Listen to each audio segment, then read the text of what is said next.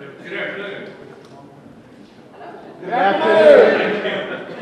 Anyway, on behalf of the Chamber, I'd like to welcome everybody to today's version of the Ponca Politics Forum. And we're really thrilled to have both our city manager and our mayor here today. We did this a couple of times in the past. It's called the State of the City. And it's gone over extremely well. And it's amazing not only what you learn, but when you drive around town, you see a lot of the peripheral things, but what goes on behind the scenes and then the things that you don't understand or see, it's even more amazing.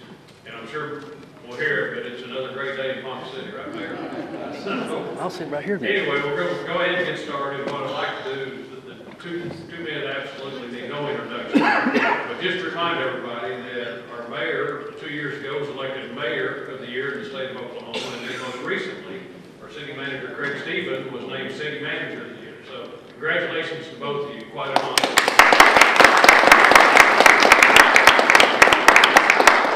I'd like to ask both of you, or whichever one's going to start, come on up and we'll get started.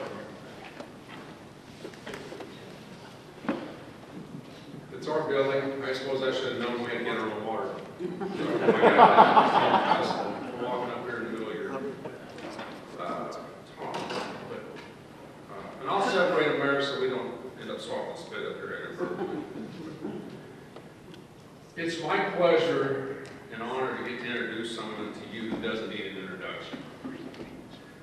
First, I'm going to tell you some things about this person.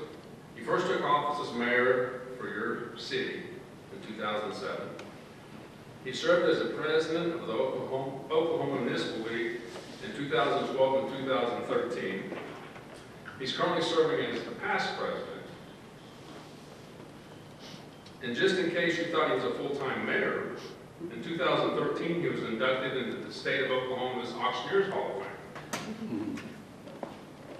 He was named Public Official of the Year for 2014 by the Oklahoma Floodplain Managers Association.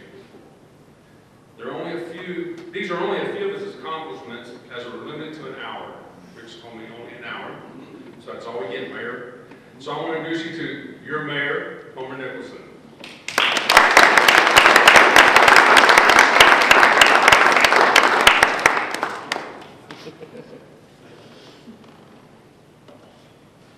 Well, thank you, Craig. It's my honor to be able to speak to my citizens. So I look forward to any opportunity that I have to speak to our people, and we appreciate it very much. I did want to point out one thing. Appreciate the accolades there, but I finally figured out how Craig won City Manager of the Year for the state of Oklahoma. He got that because he has to put up with me. He well earned it. Well earned and deserved it. But we've got about a 3-hour presentation. We can pare it down to about 90 minutes for you. And I'm going to try to talk fast and try to cover as much information as we can, as quickly as we can. Okay, I guess, I don't, well, is this okay? Up there, that's a trigger. Look at that guy. Yeah, you got to read fast. Anyway, we have a tremendous amount of information that we would really like to share with you, but we are limited on time. So we're going to try to get some of the bullets as quick as we can. We do have a busy place. The City Hall is a busy place taking care of 25,387 citizens with a $98 million budget that we have to do in 12 months. And so it's our privilege to be able to do that and take care of our citizens and our people. We enjoy the challenges.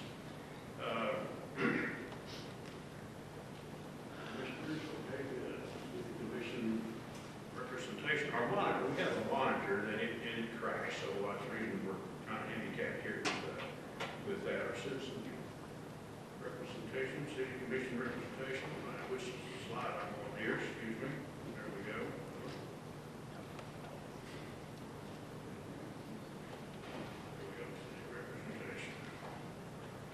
All right, here are some of the things that we have volunteer citizens to serve on to help us conduct our business and look for advice and recommendations from citizens that are representing the community. We appreciate those. And we've had many advisory boards. Here we go, Airport Advisory Board, Animal Control Board. These are all volunteer boards that we need your help, your input to help us get feedback from the community so that we can, some of this information goes to the city commission so that the city commission and staff can work and act upon these recommendations. We'd like to thank you for a community partner and all of our departments who work together. We have a can-do attitude. Craig and I daily have the attitude that we all have to work together. We all have to have the same idea, pull the rope in the same direction so that we avoid friction and strife. You cannot get anything done with friction and strife and opposition. So we try very hard to and have great luck with citizen participation in our staff and employees. We've got our great city manager, Mr. Slide. Mr. Slide. Okay, there we go. Gerald Wilkins Award, City Manager of the Year. Great honor for Craig. We're really proud of him. And the city managers and municipal officials from across the state have bestowed that honor on Craig, and it's very well deserved. Everybody that I talk to, feedback I get, he very well deserved it. As you can see, some of the things that he has done to earn that, the International City Managers Association, the Oklahoma Municipal League, the Oklahoma Academy Town Hall, OMAG, the Stephenson Assurance Group, and his Amigos Library Services. He's very well thought of and very well respected throughout the city, throughout the state.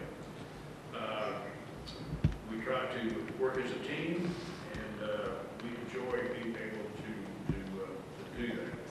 I think at this time it looks like it's time for Craig to pick up the agenda here.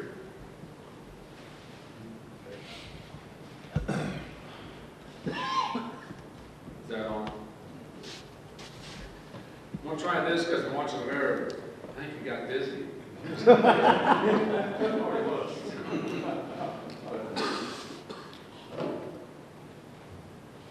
So, it was an honor to be selected, but I will tell you that it's all about the commission, the governing body, and it's about the staff, and then it's about all our partners, the chamber, the PCDA, the school systems, public and the VOTEC, NOC, and then it's about you as a community. So it's really an award recognizing and validating the things that everyone's doing here in our community. So one of the things that we talk about in our organization is how to maintain cost and control.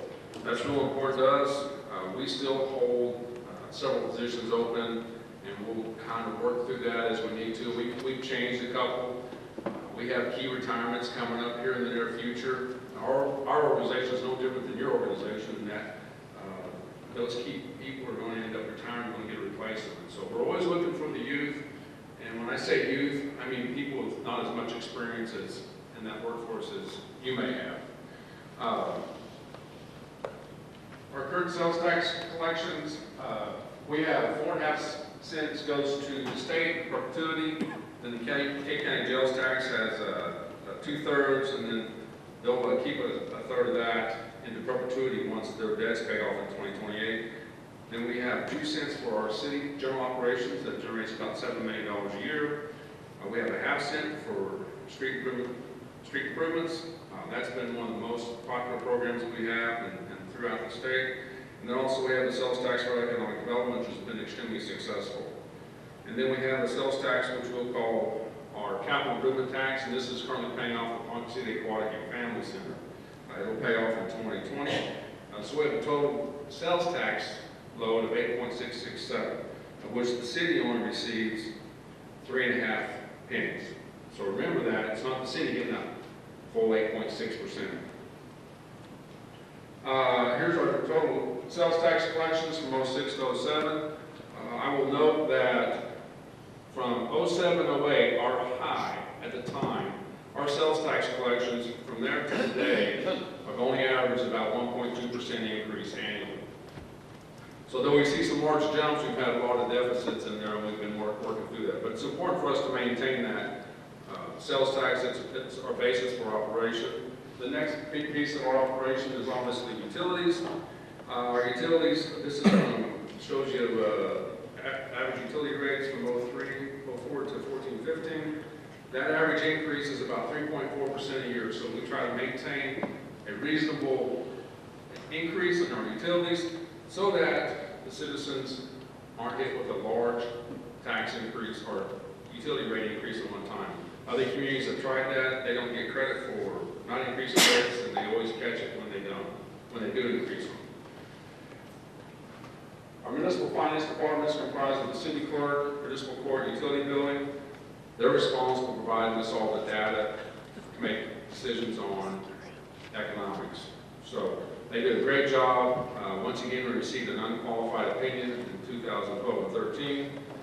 Hopefully, they'll be receiving our audit here for 13-14 pretty quickly. I know finance is always a little antsy when that piece is going on. And as soon as that comes, they'll be starting the budget process. So it's a nonstop for them.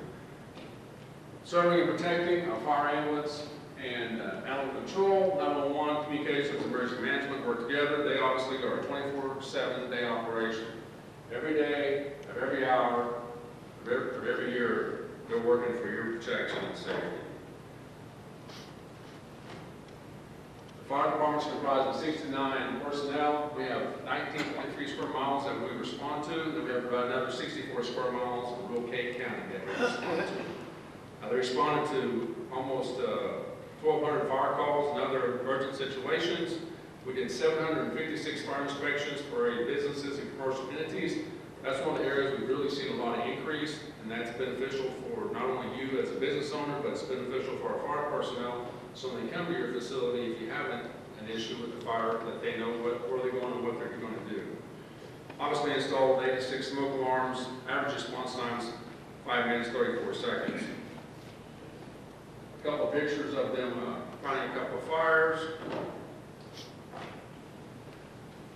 AEDs. The fire department provides some oversight for the city operations as we are in the process of installing these AEDs in the community, or not in the community, city buildings, which is the community, because you guys own these facilities. So that's going on. Ambulance service. Our ambulance response area, now we have 19.3 square miles in the city of Ponca City. But our ambulance service covers, is responsible for responding to 445 square miles. So that's obviously 220 miles in Kane County, 125 miles in Noble County, and then 100 square miles in Osage County. So our ambulance service has a far reach. And that's established by the Oklahoma Health Department, and that's mandated to us. So that's what we're going to do and what we're going to serve.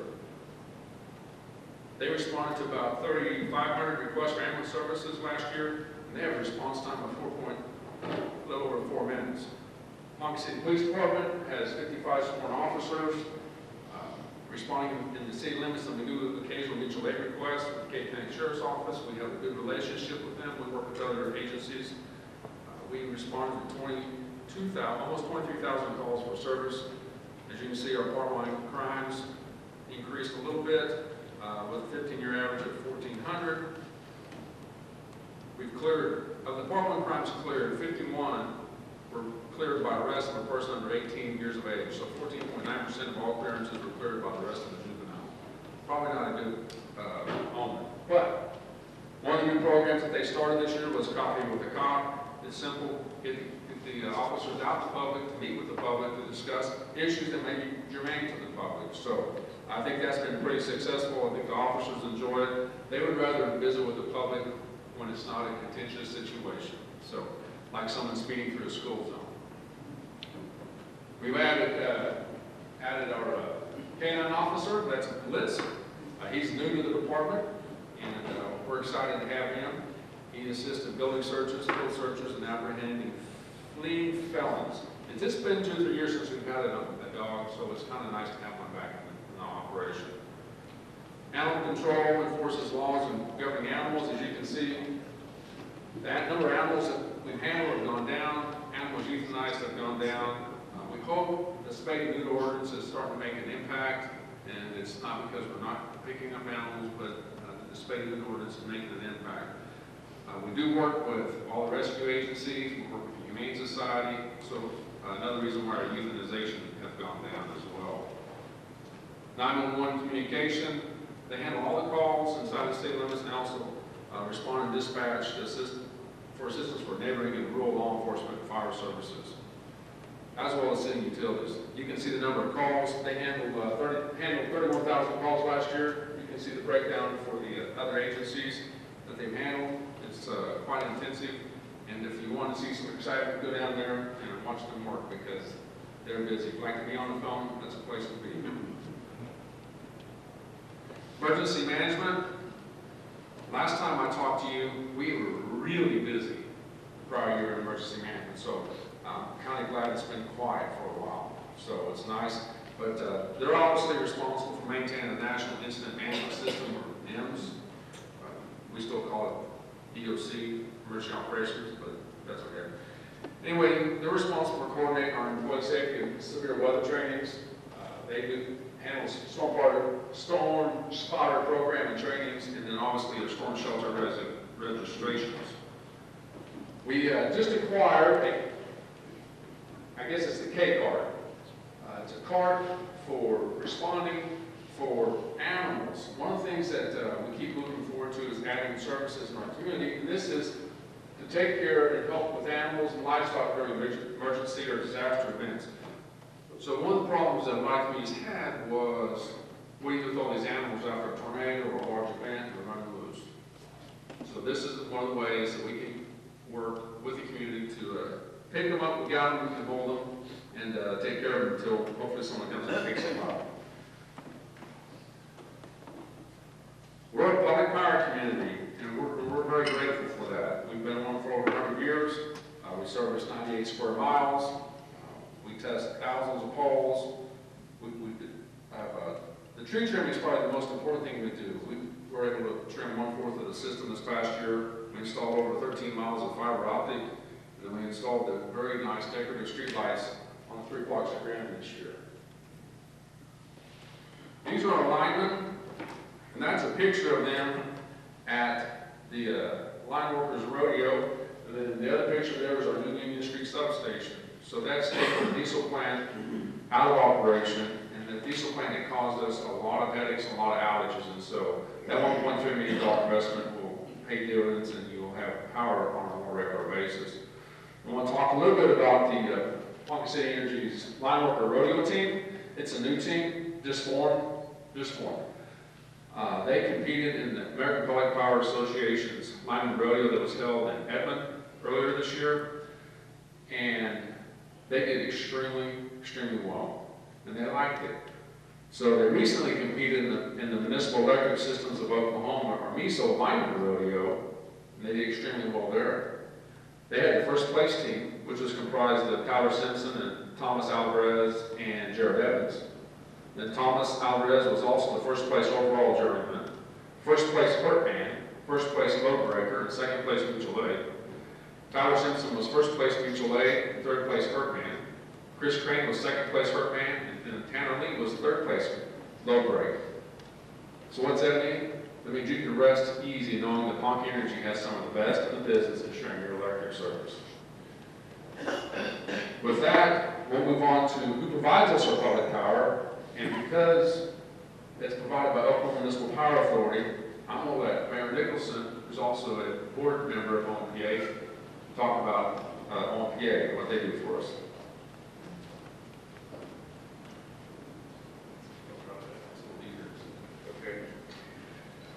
Being on the board of directors for OMPA is really quite an honor. They provide power to 39 Oklahoma cities, and they're very conscientious in providing good quality power. One of the challenges that they have is that the federal government is mandating renewable energy, and renewable means wind power, natural gas, hydroelectric. They're trying to do away with coal, which is the cheapest power. Hydro is the cheapest, coal is the next cheapest source of power. but the government doesn't seem to be too favorable to that. There's actually a mandate, and I'm not sure, Phil, is it 30% renewable we got to have by like 2020, something like that? We don't have a mandate in Oklahoma, but those are the guidelines. Yeah, they're coming down with some mandates to have all power providers to be renewable. Luckily, OMPA is way ahead of the curve. We use currently 29% of our power is coal, 43% of our power is natural gas, 18% is wind and renewables, and then we purchase 10% of our power. So we are way ahead of the federal mandates.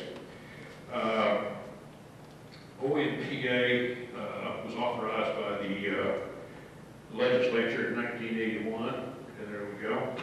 And they do provide reliable economic power for us. The new power station up here on Highway 11 is under construction. It's supposed to generate 103 megawatts of power. It's on schedule and under budget, and is expected to go online about April the 15th, along in that April-May time frame. So if you've ever driven Highway 11, about 3 miles east of, 4 miles east-west, 4 miles west of Kildare, you see that new power plant under construction. This shows you some of the cities that we provide power to. Ponca City actually has our own steam plant up here on North Union.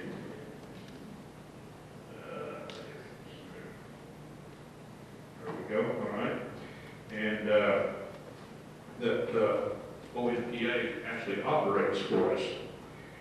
The new Charles D. Lamb power plant on Highway 11 is named in honor of Charles D. Lamb, who was a charter member of OMPA and has been president of OMPA for several years. And so he has the honor of having that plant named after him. Here is an aerial view taken by a itinerant mayor in his airplane, taking a picture of the power of the OMPA under construction. Luckily, I get to send those back to OMPA. They get to show those to the board of directors. A very important reason why that power plant is up on Highway 11 is that we wanted natural gas to be renewable. If we had to have a power line to tie into the grid to sell that power to.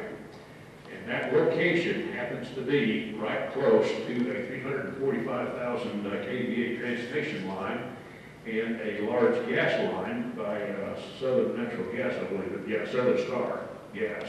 So it was a perfect location. It saved having to build infrastructure to run power lines umpteen miles to tie into the grid, or gas line umpteen miles to get gas. Now this is a combustion turbine plant, which is basically a jet engine that runs a huge generator. And it is a massive system that that provides that power. And let's see, it's the next slide. So we're really quite lucky, I think, to be able to have a system like OMPA, because it's owned by the 39 cities that it serves. It is not a public utility like CalDan or PG&E or ONG or something like that. It's owned by the 39 cities that they serve. So therefore, you kind of in control of your own destiny. And this back over to Craig. He's going to talk to you about some environmental situations.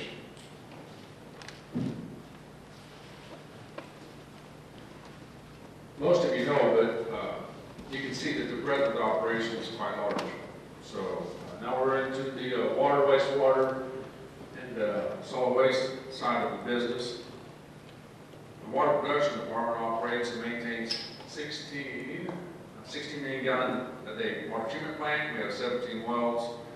We treated over 3.1 billion gallons of drinking water that met or exceeded state and federal standards. We've ever had that part. We're currently rehabilitating 2 filters and replacing the elevated backwash tower at the water treatment plant. These are 2 of our new wells. One of the things that we've worked on last few years is to continue to make sure we're working with partners and collaborating in our community. So we put in 2 wells. We partnered, collaborated with Phillips 66 to help them solve a situation that they needed solved. And so with those 2 wells, we allow them to draw raw water and pump it into the north well field during a time period. It's good for them, and it's also good for us. And we get use of those wells the rest of the time. So that's good for the community. Water consumption in the community is determined typically by climate and population, size of the city. Our water distribution system operates 180 miles of water mains and 11,400 water meters, which have all been converted to electronic reading, or AMI. So that's been extremely beneficial. We continue to make improvements in our infrastructure. So that's important for you to know. So we've replaced 24,000 linear feet of 8-inch PVC pipe, and then we installed 36,000 linear feet of 10-inch PVC pipe to transport treated water to OMPA, which is another collaborative effort. OMPA put a well into our well field, allows the residents and community to use, and that water provide water for them when they need that. So that's, we'll supply 200 gallons per minute of treated water for their operation. Wastewater collection maintains 177 miles of gravity sewer. This is the stuff nobody sees and wants to know about, but these are real important every day. So just know, one of the bigger projects that we did that's cost a lot of sleepless nights is we rehabilitated the sanitary sewer line that's 100 years old, or 80 years old, that didn't run under the refinery at the time, but at this point it does run under the refinery. So we just finished that project. This is one of those important projects where we continue to work to collaborate with various businesses in the community for their employees, but also for our residents. And so Phillips was extremely valuable and provided a tremendous amount of resources. This project was about $1.4 or $5 million projects. When once said and done, and we'll have change orders amounting to about $90,000 on that. So here's some pictures of the poly pipe being attached to the bursting head and being pulled through. We did pipe bursting, we did poured in place, we did slip lining, we did them all. And so it was a very challenging project and one that we'll probably receive quite a bit of national recognition for. So great Cabinets Engineering was the engineer on the project. I can't emphasize the importance of working together with our largest economic engine in the city and collaborating for their employees, our residents, for you. I think that's real important to know that. I want you to know that and understand that. We treated over 1.2 billion gallons of wastewater. And I was at a water conference, and I think we're going to change the wastewater treatment plant to a water reclamation plant. So it seems to have a little nicer connotation. Water reclamation. They're telling me it's all about marketing, right? So, a picture of our plant there, and then the picture on your left is the outflow, and that's the effluent leaving our facility, and it goes downstream, and then someone reclaims that, and they use it. So, solid waste provides twice a week residential collection services. I would like to mention that David Hornick, our solid waste superintendent, just finished his year as the president of the National Solid Waste Association of North America, so quite an honor. Once again, we have people throughout our organization being very active and involved in the community and in their operation nationally. Here's our landfill. These big compactors cost a few $100,000, but they do what they need to do to compact that trash and take up less airspace because it's kind of critical to the EPA. We do provide a recycling center. We accept cardboard, magazines, car batteries, newsprint, telephone books, etc. We recycle about 400 to 500 tons each year. And we are getting ready to kick off one of our bigger operations in the fall leaf collection. I will tell you that the annual spring cleanup, as you can see, we picked up about 1,200, we did pick up 1,247 tons. And that includes the Great Day of Service. That is a lot of rubbish, believe me. And then the fall leaf collection, we collected 131 tons of leaves. Now I'm sure there's someone that's got a math wizard here that can figure out how much a leaf weighs and how many leaves that really would be. But that is a lot of leaves. One of the newer requirements we have is stormwater. It's a requirement that we have because the federal government decided that it was important for us to do that. So we have that in place for the last 10, 12 years. We've completed a riprap repair project at Ponca Spillway. We've also providing funds for engineering preparation plans and then the final repair of the RCB bank channel repairs, which is pretty important to us as far as flood control in our community. And obviously we did have to do a dam breach continuation program for study. This is construction of the Fraser Park Detention Pond. It was started February 14. Funds paid for that. They paid for the demolition of the house on 413 Glenside. Paid for the home, and then we paid for the demolition. And then we also hold the household hazardous waste collection dates every 2 years. In conjunction, another opportunity for us to collaborate with Phillips 66. So tomorrow, this is good timing, little marketing here. Tomorrow is our household hazardous waste collection day. 9 to 2, Phillips parking lot. See what you can bring, see what not to bring, that's kind of important. And they've added that last one, explosives, because apparently someone brought explosives one time. So no explosives, it kind of gets them all excited. I understand. But it's a great opportunity, and it allows you to clean up your facility, your property, and allows us to keep it out of the landfill, which is really critical to us. And when I say us, I'm talking about you as well. Also, in conjunction with that, we'll have a medication take-back program. This is important, as you know. If you've been paying attention, reading it all, prescription drugs is the #1 drug of choice in our country. And we need to have those taken off the street. I want you to know that we'll take them back on tomorrow, but we'll also take them back every day at the police department. They have a box in the front of the lobby. Walk in there, dump your unused medications in there, get them off the street, make sure they're out of there. We offer so many unique resources in our community. We have all these parks. You can read the list, see this list. We have a fiber optics cable system of 360 miles of fiber. It's probably gone up today, but we keep adding miles of fiber to our community. I think it's important, and it's going to provide an opportunity for us to be a leader in this area. So Next Century Cities. This is a brand new organization. We had our inaugural meeting Monday in Santa Monica, California.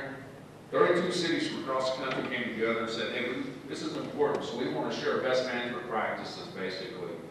So some of the cities are involved: Austin, Texas, Boston, Champaign, Illinois, Chattanooga, Tennessee, Kansas City, Kansas and Missouri, Lafayette, Louisville, Palo Alto, California, Raleigh, North Carolina, San Antonio, Texas, Santa Monica, California, and then the metropolis of Winthrop, Maine, a town of 1,300.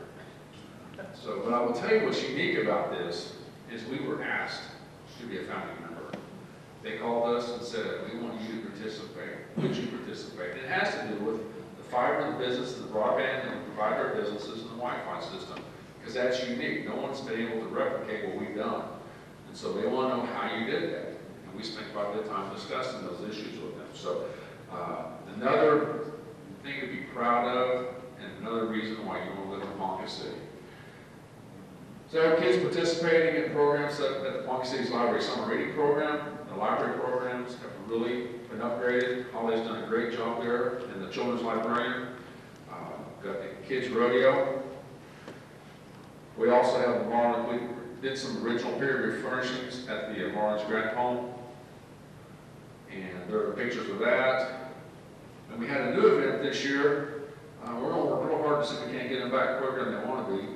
But at Wentz, we were able to partner with the Oklahoma Travel Challenge, a golf tournament, have Noda Begay and Scott Plank be in town, give lessons to the youth, and that was a tremendous program.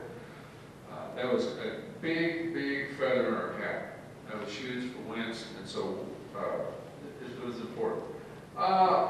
Playground, got added another splash pad here, some more playground equipment, added some workout equipment there at the War Memorial Park. I haven't seen many of you guys on that, but it's there. One of the things we continue to do is invest in our community. So in 2013-14, we invested about $8 million in capital, and this year we have $7 million invested for budgeted for capital improvements. We'll continue to do that because it's important. Yeah, double slide in there, threw me off. Okay. So, anyway, street sales tax, that's what we are. Yeah, street sales tax. So these are some of the projects we're doing with our street sales tax. Most places I go, people complain about their roads. And I will tell you, I tell the commissioners, they don't know the calls they don't get because of that absence of street sales tax. That is huge. That is huge. I think the mayor knows. He hears about it everywhere he goes. We finished the last 3 blocks of downtown sidewalks this year. Whoops. There we go. So we now have new sidewalks from Oak to 6. That's 8 blocks of streets, and that includes period lighting. That's been extremely beneficial and really dressing up downtown. Audible pedestrian signals, we're upgrading those to meet new requirements from the federal government. Development services they go out and they really work hard on code enforcement. High grass and weeds, and if you get a notice from us or call from them, I'm sorry, but take care of it. They work hard and they're important. They're also busy administering our housing incentive program. We're on our 3rd phase of that. 2013-14, we did $32 million worth of building permits. We're surpassed that this year, so it'll be another great year of development in Ponca City. You can see we removed 16 dilapidated structures, but 1,800 high grass and weed nuisance properties. So we did establish 590th Railroad Quiet Zone in Prospect. We were going to wait to be 600, but they thought, now we just go do 590. So our housing incentive program has created quite a bit of value in our community. Now, as I mentioned, we're on our 3rd phase of that. So the 3rd phase is the Affordable Housing Incentive Program, for you may not know. Basically, it's going to target homes from $90,000 to $150,000, and it's a flat $15,000 rebate. So we're going to focus on developing housing for the workforce in our community. So the school system brings in 30 to 50 new teachers every year. They don't have a place to live. We have companies paying $50,000 a year. They don't have a place to live. And so hopefully that affordable housing system will do that. Here's our historic preservation. The advisory panel works very hard. We've added some more nominations to the historic places in Ponca City. You can see those.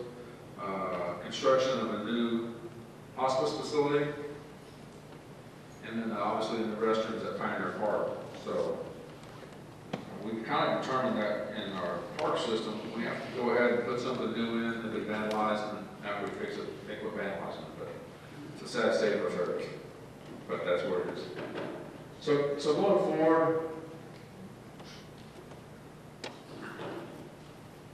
we constantly work with, we're being bothered with unfunded mandates and decimal laws. I will tell you that in dealing with legislative and regulatory issues, it's ongoing. We municipalities spent 3 or 4 years working with the Oklahoma Tax Commission to get them to change what they're charging cities to collect their sales tax, drop it from 1% to 0.5%. That's an additional $70,000 back to our community. It is money they were overcharging us. The mayor works with the Oklahoma Municipal Utility Providers Group on the fees that ODEQ charges. And so what I want to tell you is that every time the legislature gives you a tax cut, every time they give you a tax cut, and they're going to tell you they're going to give money back to you, there's some agency that's not getting appropriated funds to do the job they need to do, and that's to provide protection to you and quality of service that are provided as a city, and also to provide services to those less fortunate. So that money just doesn't come. If taxes are coming out of your left pocket, the fees are going to come out of your right pocket. You're going to pay. We've seen our fees continue to go up, but we continue to battle the regulatory agencies on those fees that we pay to make sure that they justify those increases, and that they're not building overlarge organizations becoming overly bureaucratic. I just need you to know that that's real important. And so when you hear a tax cut, know that a fee's going up somewhere. We work with our legislatures on a regular basis. We work with them to increase good legislation for us, but more importantly to minimize bad legislation for us. We spend a lot of time with them. There's a lot of bad bills that would adversely impact you and your life on a daily basis. And we work with them to keep those from being passed. I would note that there are some flyers, and some of them may have been picked up in the back. There's obviously one on household hazardous waste, and then there's the drug collection, and then we have the grand opening of a dog park tomorrow at 9 o'clock.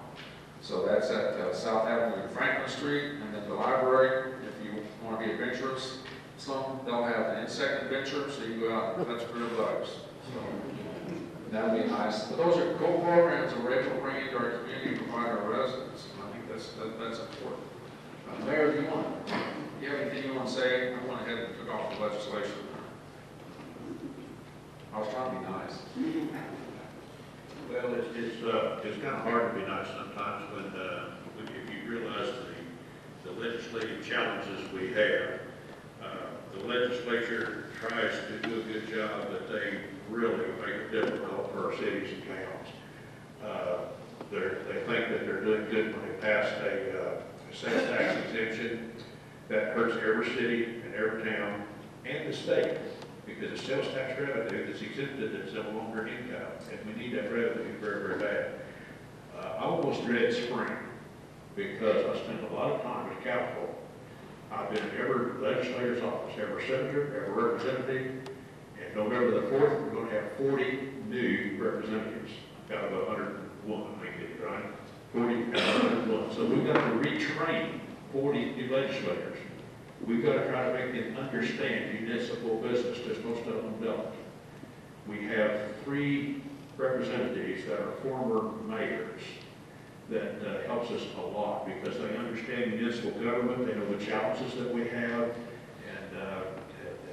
and kind of help us to educate the legislature. It's a real challenge. And I know they're trying to do their job, but you can't do your job if you don't know what you're making decisions on. So it's a huge challenge for us. Are we open to questions? Anything else? I need to introduce one more person in here. There's several staff people, but Vice Mayor Macy's back there in the back row and nod in agreement for most of it. That's this all couple knows, but for the most part. So I don't see any other commissioners here, but I do want to recognize Vice Mayor Macy for coming. So we'll take any questions you have. We'll try to get done in time. We've been successful, I think. Well, that's good. We got you out before 1 o'clock. So We got more tags than this people.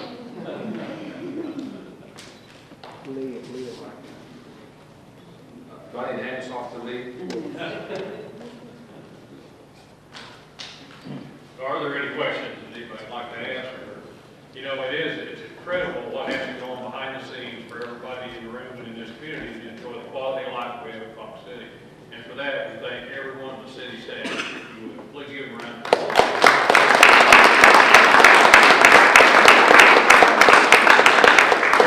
Thank you for taking the time to prepare and do this for us, especially the staff that did all the work behind the scenes for the slide. But it is, it's amazing what has to happen to keep this community running in such a great community. So I remind everyone, you can watch this forum again on Channel 22 starting Monday at 10:30 a.m., 6:30 p.m., and 9:30 p.m. Or go to the Ponca City website at poncacityak.gov and view the forum under the community/videos link. You can do it anytime with your laptop or iPad or whatever. And one other important, and it was mentioned a little bit ago, but November the 4th, please remember to exercise your right to vote. It's very important. So some important elections are coming up. Mayor Craig